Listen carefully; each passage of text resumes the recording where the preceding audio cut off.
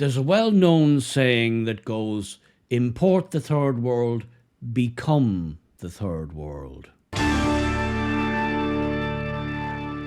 Yes, people become so accustomed in the modern age here in the West to having been born into and living in a comfortable, relatively comfortable society, a safe society, perhaps a homogenous society, a society where problems are somewhat trivial compared to other parts of the world where really big issues are happening on a constant basis. And the mindset, I believe, gets to become, well, it's always been like this, which is not true, and it's always going to be like this, again, which is not true. It's a simple theory I have, that whatever you don't protect, be prepared to lose, because you will lose it.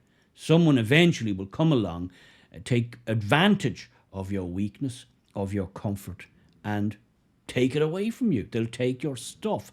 A nation is more than just grass or bricks and mortar or hills or valleys. That's certainly a large part of it. But a nation's beating heart is its people.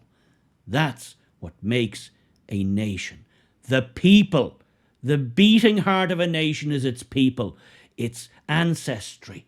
The people moving from one generation to the next, carrying on the ways, the culture, the heritage, carrying on the way of doing things, carrying on the type of humour, carrying on the type of societal norms that have built up over many centuries. That's a nation, as far as I'm concerned. Now, if you just influx massive amounts of people from all different parts of the world and different cultures, well, as I said, be prepared to lose what you perhaps took for granted, what you perhaps didn't think could ever change. It will change. This has happened many times over history in many places. There's nothing new here. And I think far too many people think you can just throw anything at a society, my society being Ireland and the Irish society. You can just pummel that, you can throw, you can accost, you can assault that with any number of factors, and it'll make absolutely no difference whatsoever. It'll always just be the same. Well, that's not true. And I want to show you something here today that I found, and I think it's very, very interesting, and you may find it interesting too. It's quite jarring, it's quite shocking in a way, but I'll come to that in a moment. So we're influxing people from all over the globe at the moment. It's pretty much open borders. It is open borders. You can even show up here without a passport or any papers or visas, right? It doesn't matter. Once you get here, there's a 90, probably late 90s, 97, 98% chance that regardless of how you came here or why you came here or on what auspices you came here, with or without documents, you will stay here. You'll be allowed by one means or another to stay here. We know that as citizens and as native Irish people, and the people, a lot of the people, most of the people coming also know that too. They know all they have to do is get here, and the job is pretty much done. But they're coming from vastly different cultures to ours and vastly different parts of the world to ours.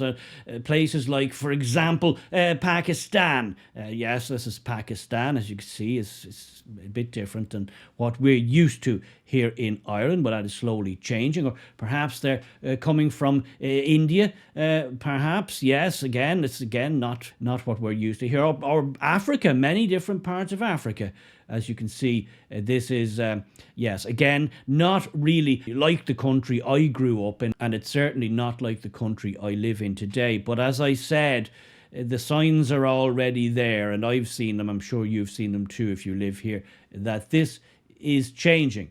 And it's changing because, as I said, a land is its people, a nation is its people. And if you change the people, you change the nation, you change the culture. I was born into an Ireland of just under 4 million people, and it never felt empty to me. We're now at 5.5 million people in the space of just 20 odd years. And this is an increase in population which is absolutely unprecedented.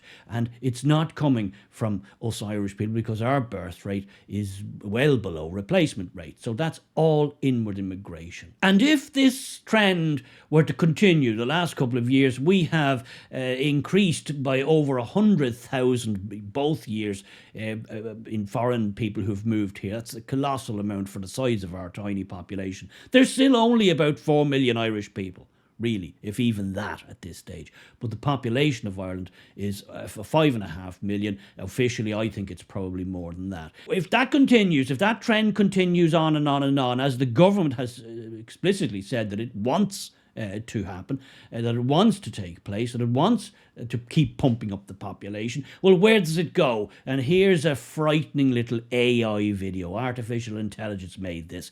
Watch it. I saw this and I thought, wow, imagine that. Imagine that could be the dystopian future for Ireland. So here's AI's little vision of what the future Ireland may look like. Take a look at this.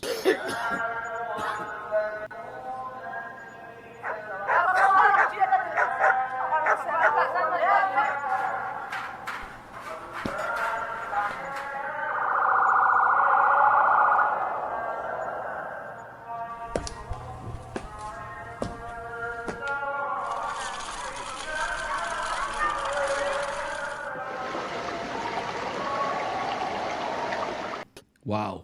I know it's just an AI made up video, but it just highlights and illustrates a point that what you don't protect, be prepared to lose. This is not beyond the realms of possibility. Nations have fallen into this level of decay before. It's nothing new there, all throughout history. And here in Ireland, could this be the dystopian future that comes out of this nouveau experiment with influxing and importing massive amounts of people from different cultures, different parts of the world? Well, you be the judge of that. I go back to my original comment. Import the third world, become the third world.